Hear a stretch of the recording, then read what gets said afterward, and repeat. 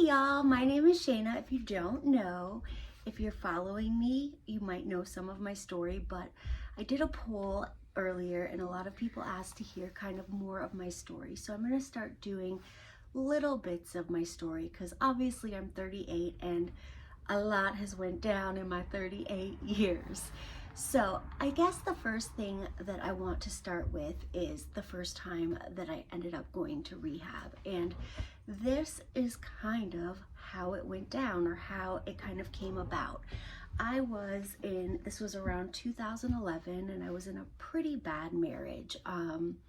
There was a lot of cheating. There was a lot of me being real drunk. I had at the time 2 children, and I had my kids super young.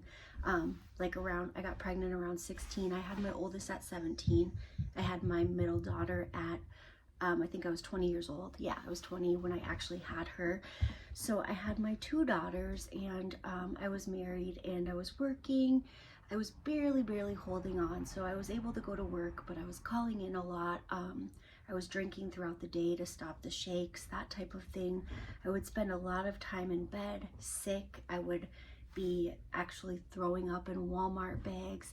And first of all, when I tell you this story, I want to tell you that I have promised from the very beginning of starting working with people and sober coaching and doing this online that I would always be honest. That doesn't mean that I'm proud of any of it at all. It doesn't mean that I think it's a good thing. It means that I want people out there who are going through things that they feel like this isn't happening to anybody else. I'm crazy. I'm that far gone that I'm not able to get help. I want you or them to know that you're not the only one, that other people have been through it, and that you're not crazy and it happens and you can come back from it. So whenever I share these stories, it's not like, oh, look at all the bad shit I did, right? It's literally so that people know that this is what happens during addiction and alcoholism. And some people kind of skip the gory details.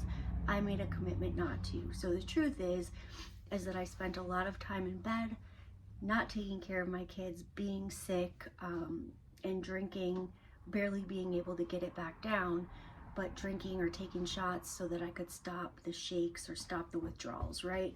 So the place that I was working ended up closing down, and I was at a point where I was fighting with my ex-husband like every day, right? Screaming matches. There was like jail, police, all of that going on. It was a really toxic environment. And when the place I worked ended up shutting down, which a good thing, because I was starting to be to the point, I used to be able to go and I would just, drink when I got home or whatever, but it was getting to the point where I was drinking all day in order to keep myself like okay. So it ended up shutting down, and I had this thing. I had a family event with it was my nephew's birthday. So I had a family event, and I had called my mom and told her like I wasn't able to go, like I wasn't feeling well, that type of thing. And everyone was like, yeah, that's a bunch of bullshit, right? They all really knew that I wasn't okay. I think they thought it was more because I was in a not good relationship and they just wanted me to get out. So my dad came to my house and made me open the door because I was trying to hide. And he just had a real honest conversation with me about what I wanted in life. Did I want to be in this relationship, not being the mother that I wanted to be, not being the employee or the family member or anything that I wanted to be in life? He actually showed me pictures of myself like a few years before, and like how different I looked and how I just wasn't okay anymore, right? And while that was a little offensive at the time, he gave me a choice, and it was to go spend some time with my brother and they would take care of the kids and I would try to get myself together, or go to rehab. And my choice was to go to rehab, and that was because I knew how bad I was. So I went to a place called Reformers Unanimous, and this is a place where it was made through a church, And it is basically it's a close form to the 12 steps, but it's based around God and more like the Bible, that type of thing. And the steps are brought from the Bible, but it's almost the same principles, just more faith-based, right? So I was there for 6 months. This was a place where you had to wear long skirts, they would say long, loose, and lots, right? You had to wear long skirts down to your ankles and loose fitting like t-shirts with those skirts. You weren't allowed to show any cleavage, anything. There was a men's campus and a women's campus, and we were separated. If you looked towards the men's side during church, you got I forgot what they were called, but basically a punishment, which would be like on Sunday, you would have to like scrub the floors with a toothbrush for an hour for each one of them. You would get them if you swore, if you got caught sneaking out, if you got caught doing anything that wasn't okay there, basically. So I was there for 6 months. While I was there, my oldest daughter's dad filed for custody. And so that was a huge thing, right? And I spent that 6 months thinking, like, do I go home? Do I continue getting better? And by the way, he hadn't been there a whole lot during her childhood, and she was now about 9 or 10 at the time. So it was a big deal, right? I was really stressed about it. I was scared. And at the same time, I knew that I wasn't being the mom that I should be, right? So I ended up making the decision just to stay and let, God take the wheel. Like, I will fight and I will, hopefully keep custody, but whatever happens. I need to get sober, right? So it ended up that we ended up going to court, and I did keep custody. We ended up doing like a schedule where it was more, he got a little bit more time with her, and it was split during the time that I was gone.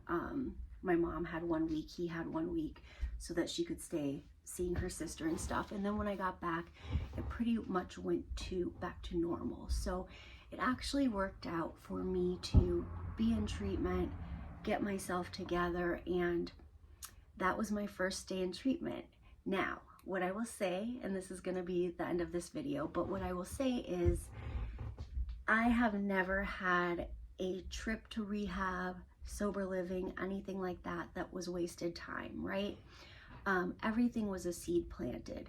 I'm one of those people who took a little bit longer to understand how to stick with sobriety, but that doesn't mean that it wasn't worth it and that it didn't help along the way.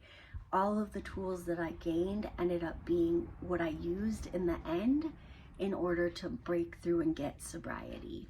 So the reason I'm telling this stuff is just so that you know, right, that it can happen that way, where you try, you feel like you're doing everything, and it might not work how you think it's supposed to work. But I often hear people say, if it doesn't work for you, you're not trying hard enough, or that type of thing. And I'm really not a person who believes in that. And the reason is because I knew I was an alcoholic and an addict from the time I was probably about 16 years old. I knew I drank and used different than other people. I knew I would watch people be able to put the drink down or just drink on weekends, and I was waiting during the week for my time to come. And once I got pregnant and moved in with my boyfriend at the time, after I had my daughter, I was on my own at 17, so it was easy for me to drink every day and just say, oh, I'm having wine, right? But it was boxed wine, and it was the whole box, right? So I guess I say this all to say that it really is or can be a process for people to get sober. And while I don't think that relapse is part of recovery, that's not what I'm saying at all. What I do think is sometimes it takes people longer to find it. Now, the truth is while you're trying to find it, you can die, right? You can do something, get in an accident, get a DUI, hurt somebody. We don't have all the time in the world to keep doing this, right? So if you are going through this, reach out and let's find the tools now. Okay? I love y'all mucho, and I'll be back with more story time.